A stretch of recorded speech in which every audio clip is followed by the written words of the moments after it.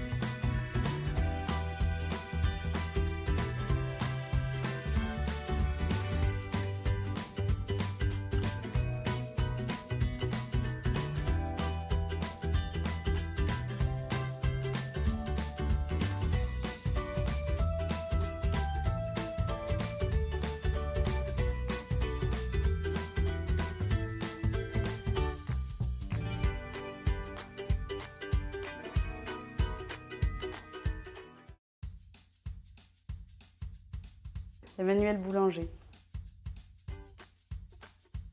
Donc responsable de la médiathèque, je m'occupe des commandes, des achats, des choses à mettre au rebut, du prêt aux emprunteurs et énormément d'animation.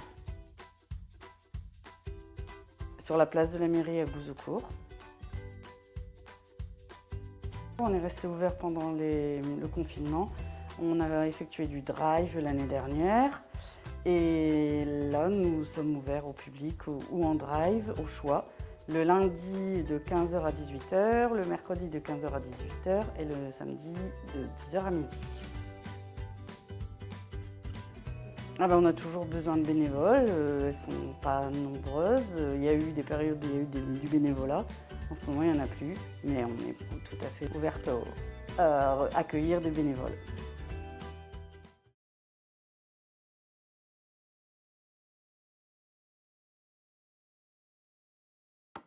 Claudine Chiffon. Claudine Chiffon est mannequin top modèle. Malheureusement, cela fait des années que personne ne l'appelle plus pour la photographier. Claudine est une star qui n'a plus du tout le moral.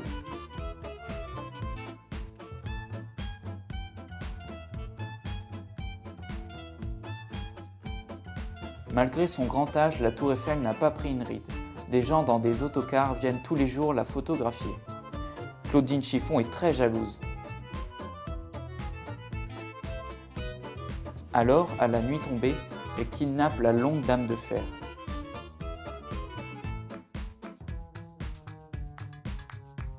Claudine peut maintenant se préparer à devenir la nouvelle Tour Eiffel. Des chaussures à talons aiguilles l'élèveront pile poil à la bonne hauteur. Un collant asie lui donnera du style.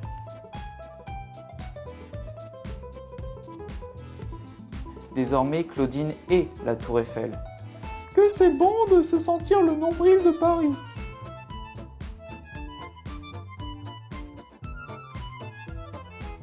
Pourtant, la vie de la Tour Eiffel n'est pas toujours rose. Et ça, Claudine ne l'avait pas prévu. Les oiseaux vous gratouillent, vous picotent, vous taquinent. Les mauvaises humeurs du ciel vous trempent jusqu'aux os. Et puis, comment dormir lorsque la nuit, on y voit comme en plein jour? La Tour Eiffel a bien du mérite. Claudine se met à penser à son mari. Hier soir encore, elle s'endormait entre ses bras rassurants. Il lui manque tellement. Mais en fait, le tas de ferraille est en ce moment bien au chaud dans ma maison. Et si lui venait l'idée de se servir dans ma penderie, d'essayer mes chaussures, mes chapeaux, mes pulls, mes robes, de boire dans mon bol, assis sur ma chaise, en face de mon mari.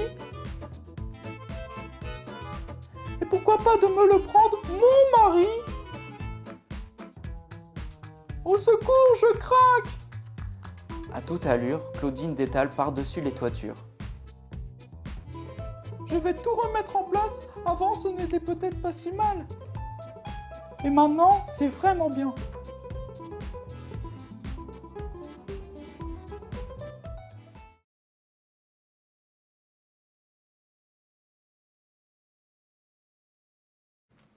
La spirale bleue.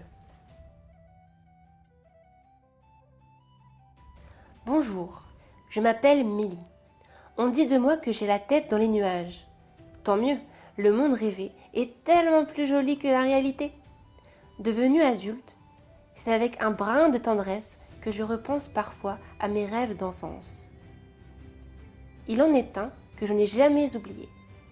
C'est dans celui-ci que je veux vous inviter, à la découverte dans la spirale bleue, de son voyage jusqu'à l'étrange village des guerriers papillons. C'est dans un vieil album photo de famille que je trouvais cette drôle de figure, une spirale bleue, tourbillonnante, ornée de pois oranges.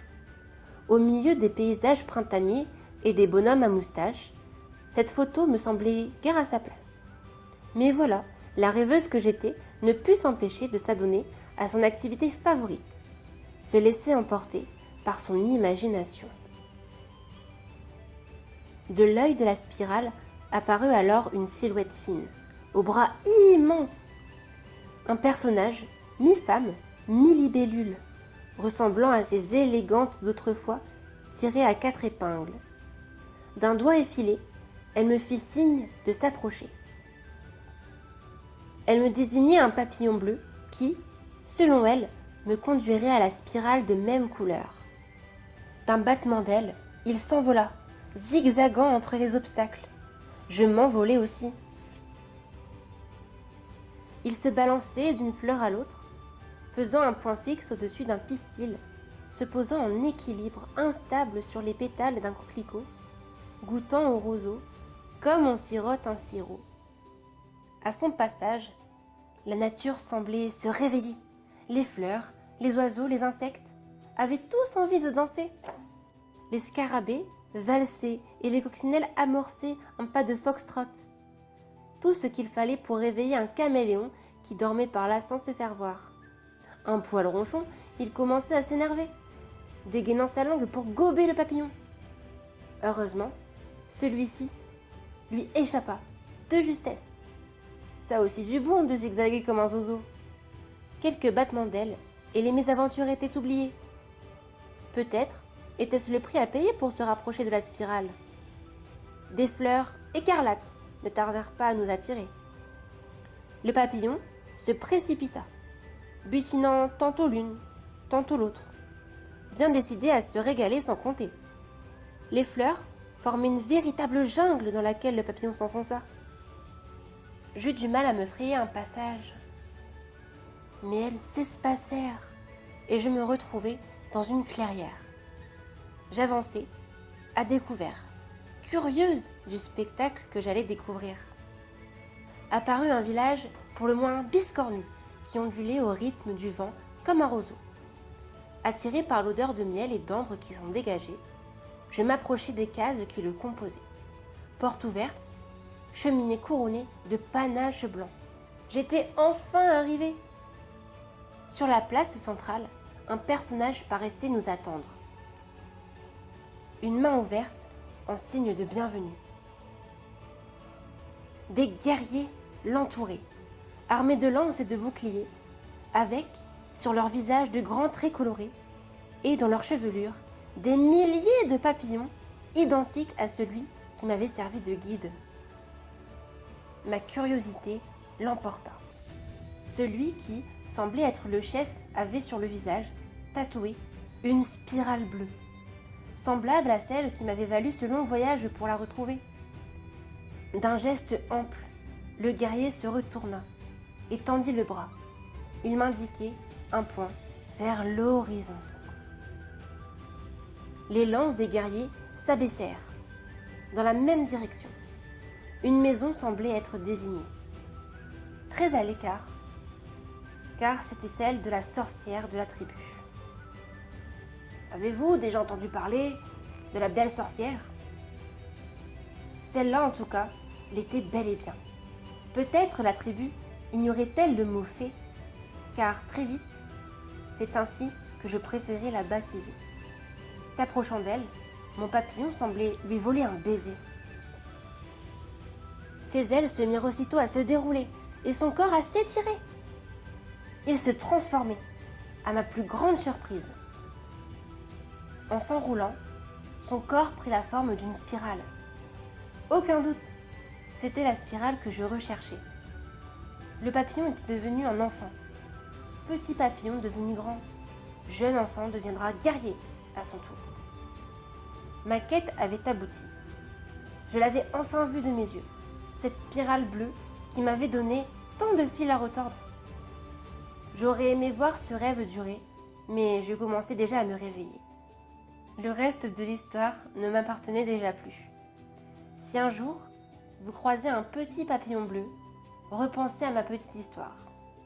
C'est peut-être un enfant guerrier qui attend de se réveiller. À présent, c'est aussi votre petite histoire.